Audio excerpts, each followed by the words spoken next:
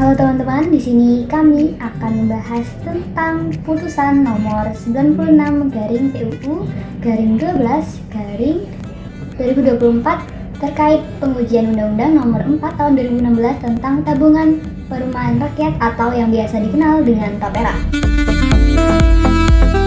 Sebelum dimulai, izinkan kami untuk memperkenalkan diri. Saya Aladania dengan NIM 13122001197. Ada teman kami, Halimatus, Sally Intan, Putri Aprilia, dan Nanda Cecilia. Dalam beberapa tahun terakhir, harga rumah di Indonesia semakin meningkat. Mulai dari harga tanah yang meningkat, harga biaya bahan bangunan, hingga KPR atau suku kredit rumah yang juga cukup tinggi dibandingkan dengan gaji pekerja di Indonesia. Hal inilah yang membuat banyak masyarakat, terutama pekerja muda, yang semakin putus asa untuk memiliki keinginan yaitu membeli rumah sendiri. Dengan penghasilan bulanan pekerja Indonesia saat ini, menabung untuk uang muka rumah saja sudah menjadi tantangan yang besar. Kondisi ini menimbulkan kekhawatiran bahwa impian memiliki rumah semakin jauh bagi sebagian besar pekerja. Dari sinilah program TAPERA atau Tabungan Perumahan Rakyat hadir dan bertujuan menjadi solusi dan tanggung jawab negara akan permasalahan tersebut. Program TAPERA memang memiliki tujuan yang mulia, membantu masyarakat, khususnya pekerja, agar bisa memiliki rumah. Tapi di balik niat baik itu, banyak pihak yang menilai aturan ini atau aturan pelaksanaan ini justru menimbulkan beban baru bagi pekerja dan pemberi kerja. Itulah mengapa peraturan ini diajukan ke Mahkamah Konstitusi untuk diuji secara konstitusional. Konfederasi Serikat Buruh Seluruh Indonesia mengajukan judicial review terkait peraturan perundang-undangan program TAPERA, yaitu Undang-Undang Nomor 4 Tahun 2016 tentang Tabungan Perumahan Rakyat atau TAPERA. Dalam judicial review tersebut, berikut merupakan pasal-pasal yang diujikan dan pasal-pasal yang digunakan sebagai dasar pengujian. Pasal-pasal yang diujikan dalam Undang-Undang Nomor 4 Tahun 2016 adalah Pasal 7 Ayat 1, Pasal 9 Ayat 1 dan 2, Pasal 16, Pasal 17 Ayat 1, Pasal 54, dan yang terakhir adalah Pasal 72 Ayat 1. Selanjutnya, Pasal Undang-Undang Dasar Negara Republik Indonesia tahun 1945 yang menjadi dasar penguji adalah Pasal 28D Ayat 2, Pasal 28I Ayat 2, dan Pasal 34 Ayat 1. Selanjutnya kami akan membahas tentang alasan pasal tersebut dimohonkan pengujiannya, persoalan yang ditimbulkan oleh pasal tersebut, dan pasal konstitusi mana yang terkait dengan pasal yang dimohonkan.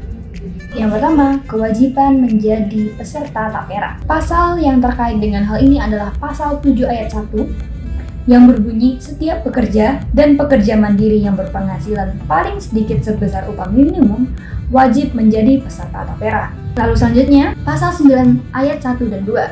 Hal ini mengatur tentang kewajiban pemberi kerja mendaftarkan pekerjanya sebagai peserta. Permasalahan yang ditimbulkan dari pasal-pasal ini adalah kewajiban ini bertentangan dengan hak atas kebebasan ekonomi dan penghasilan yang layak, karena pasal ini memaksa seluruh pekerja untuk mengikuti program TAPERA tanpa mempertimbangkan kemampuan finansial. Pasal ini terkait dengan Pasal 28D Ayat 2, yaitu hak atas pekerja dan penghasilan yang layak, karena dengan hal ini, gaji para pekerja secara wajib dan secara terpaksa dipotong untuk membayar program TAPERA. Selanjutnya ada Pasal 28I Ayat 2, yaitu hak bebas dari perlakuan diskriminatif, seperti yang sudah saya jelaskan tadi bahwa peserta atau pekerja yang telah memiliki rumah pun wajib untuk mengikuti program ini. Selanjutnya, kewajiban membayar iuran TAPERA. Hal ini disyaratkan dalam Pasal 16 yang berisi tentang simpanan peserta ditetapkan berdasarkan persentase tertentu dari gaji. Lalu Pasal 17 Ayat 1 yang mana simpanan TAPERA dibayar oleh pemberi kerja dan pekerja. Yang menjadi permasalahan adalah persentase pemotongan gaji dianggap sebagai pungutan wajib yang tidak adil karena tidak semua peserta menerima manfaat langsung, terutama seperti yang telah saya sebutkan tadi adalah para peserta yang telah memiliki rumah dan tidak berniat untuk membeli rumah lagi. Hal ini dikaitkan dengan Pasal 28D Ayat 2 Undang-Undang Dasar 1945 terkait hak atas penghasilan yang layak dan perlakuan adil dalam hubungan kerja. Lalu Pasal 28I Ayat 2 yang mana tidak boleh ada perlakuan diskriminatif terhadap pekerja.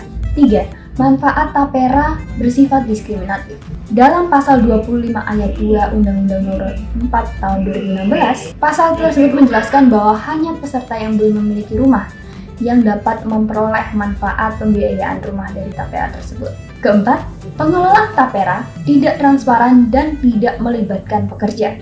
Dalam pasal 54 ayat 1 diberikan sejumlah list terkait pengelola tapera yang mana komposisi komite tapera tersebut tidak mencantumkan unsur pekerja atau pemberi kerja. Jadi, dana tapera yang berasal dari pekerja dan pemberi kerja. Jadi, pengelola dana tapera yang berasal dari pekerja dan pemberi pekerja itu dikelola oleh orang-orang yang bukan merupakan perwakilan dari pekerja dan pemberi kerja. Hal ini membuat keputusan dan juga pengawasan yang dilakukan terhadap tapera ini menjadi tidak transparan dan sangat-sangat riskan untuk disalahgunakan. Hal ini dikaitkan dengan pasal 28D ayat 1, yaitu hak atas perlakuan yang adil dan kepastian hukum.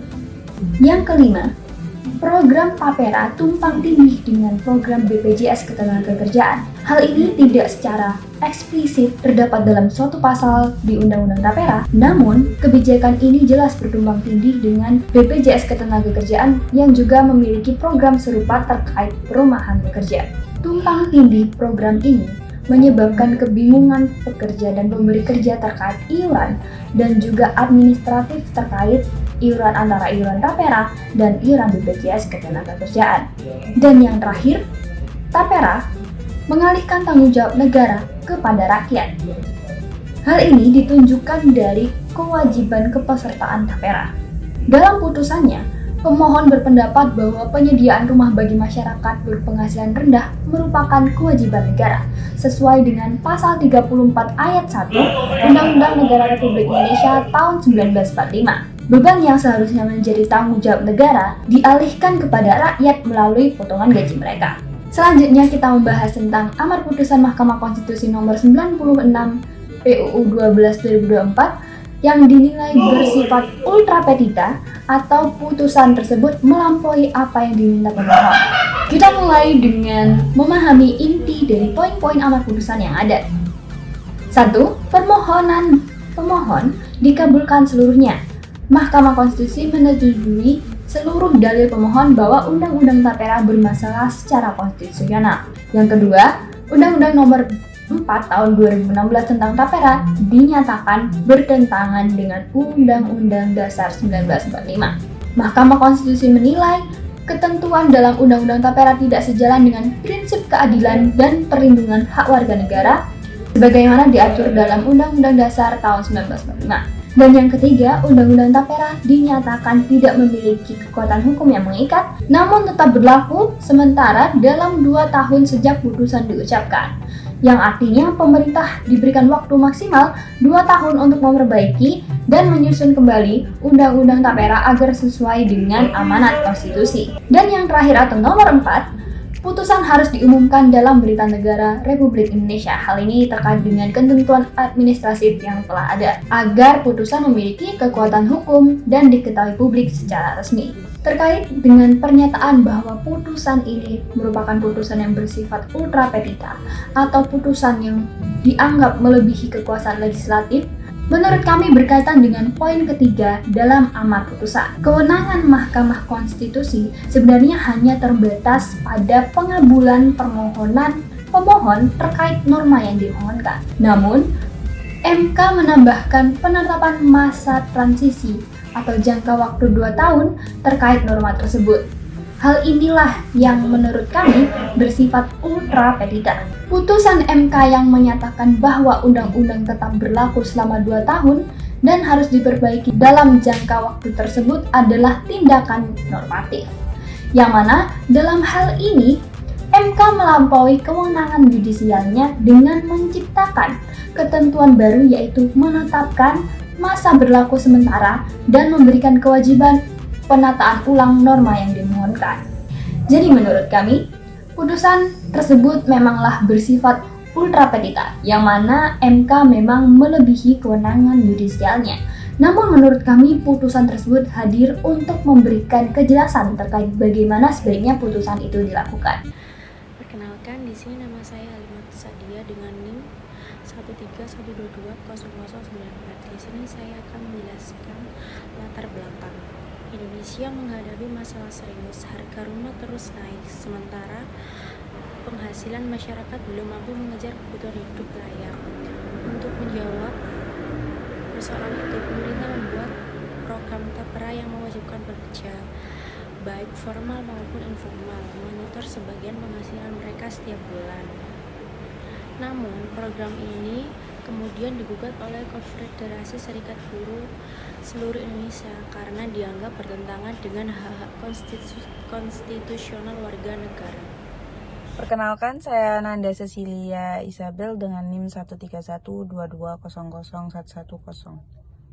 Apa yang dipersoalkan? Ada beberapa poin keberatan utama. Yang pertama, tapera bersifat wajib dan memotong penghasilan. Iuran 3% dari gaji dinilai mengurangi hak pekerja atas penghasilan yang layak. Tidak semua peserta akan memperoleh manfaat tapera, terutama yang sudah memiliki rumah.